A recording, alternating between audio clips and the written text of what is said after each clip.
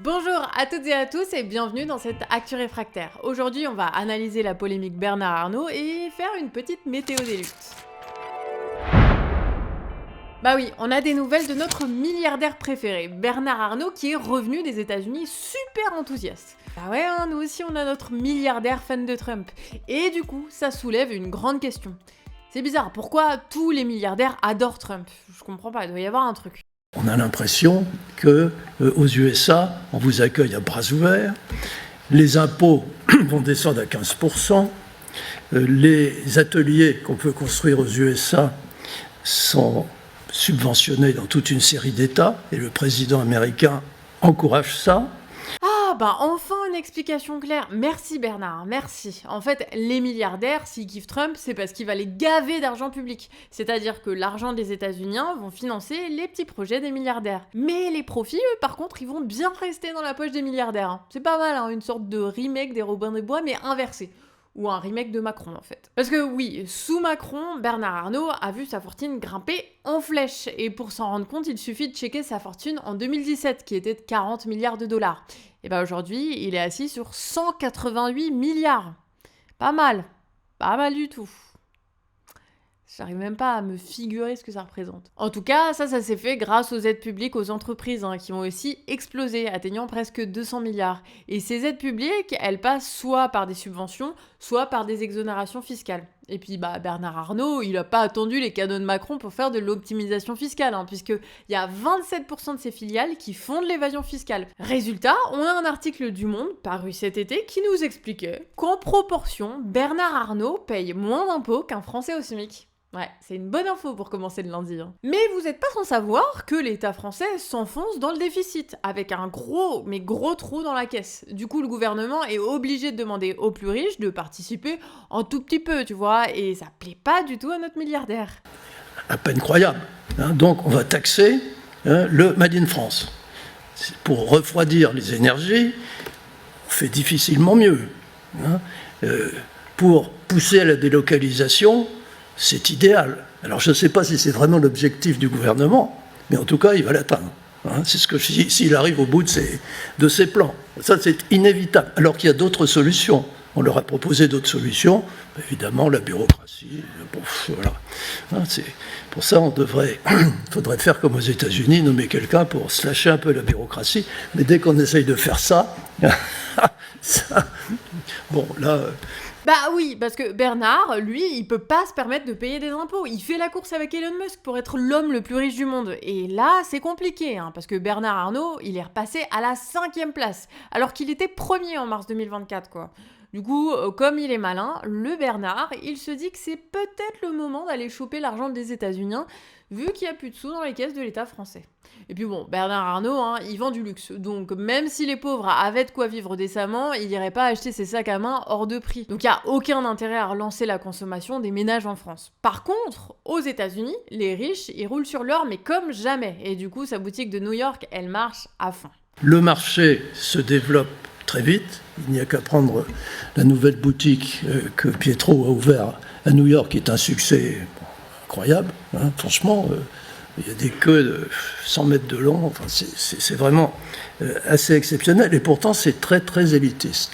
On a donc un type qui produit rien de vraiment utile au peuple français. En plus de ça, il pompe tout l'argent public comme une sangsue. Et maintenant, il vient nous faire un caprice avec du chantage à la délocalisation. Mais bon, évidemment, vous connaissez nos médias possédés par des milliardaires qui sont venus voler à son secours. Mais ce qui est dommage, c'est qu'on les entende pas suffisamment. Mais parce que à Bernard Arnault, on l'entend pourquoi? Parce que c'est parce que quand vous dirigez une boîte internationale, que vous avez 150 000 salariés, vous êtes quand même un peu plus légitime à parler de l'économie que quand vous êtes un économiste atterré qui a fait un bouquin ou qui donne 2 heures de cours. Olivier, Merci Olivier, enfin une parole de bon sens. Bah oui, c'est déjà les bourges qui dirigent l'économie. Est-ce qu'on peut les laisser dire ouvertement à quelle sauce ils veulent nous manger? Bon, comme ça, en tout cas, c'est plus simple. Par contre, ça commence à se voir que les dirigeants et les médias gouvernent pour les riches. Et d'ailleurs, on est curieux de voir combien de temps Trump va pouvoir faire croire qu'il est du côté du peuple. Bah ouais, hein, quand t'as Bernard Arnault qui fait la promo de ta politique, ça commence à se voir que t'es du côté des bourgeois. Bon, en tout cas, dis-nous en commentaire ce que tu penses de la sédition de Bernard Arnault et dis-nous aussi si tu penses que Macron a un avenir maintenant que son maître le lâche. On passe maintenant à la météo des luttes qui était prévue pour vendredi mais qu'on a dû décaler pour aujourd'hui. Une centaine de lycéens parisiens ont appris par SMS leur expulsion de leur logement. Alors ces gens, c'est surtout des exilés et des demandeurs d'asile qui bénéficiaient du dispositif urgence hébergement lycéen qui leur permettait d'avoir un toit pour qu'ils puissent poursuivre leur formation dans de bonnes conditions. Bon, ce dispositif, il était soutenu par la mairie de Paris et la DRIHL, qui est un organisme lié directement à l'État. En gros, il a permis depuis 2015 à 1 millier de jeunes d'avoir un logement, un accompagnement juridique et un suivi de santé physique et mentale. Il n'y a aucun document officiel qui a accompagné le SMS, disant à ces jeunes de partir avant le 4 février dans des dortoirs précaires en Île-de-France ou ailleurs dans le pays. Cet événement, il s'inscrit dans l'accélération des coupures budgétaires sur les dispositifs d'aide aux personnes, mais aussi dans une crise du logement qui s'intensifie en Île-de-France et dans les grands centres urbains et périurbains du pays. Alors, face aux impasses dans lesquelles se retrouvent de plus en plus de gens, on s'organise partout dans le pays pour répondre à l'exigence d'avoir un toit pour tous. Depuis le 10 décembre dernier, la Gaîté Lyrique, qui est une salle de concert branchée de Paris, est occupée par des jeunes exilés qui s'organisent dans le collectif des jeunes du parc de Belleville.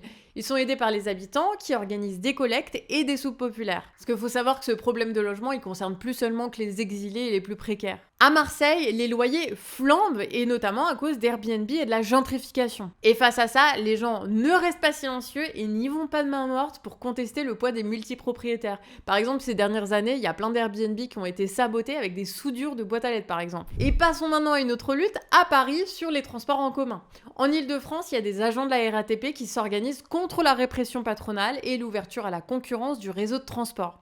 Il y a plusieurs dizaines d'agents syndiqués et non syndiqués qui se sont regroupés au sein d'un collectif. Il comprend aussi des avocates et des inspectrices du travail et ensemble, ils dénoncent les pressions exercées par la direction de la RATP contre les salariés, notamment ceux en arrêt maladie.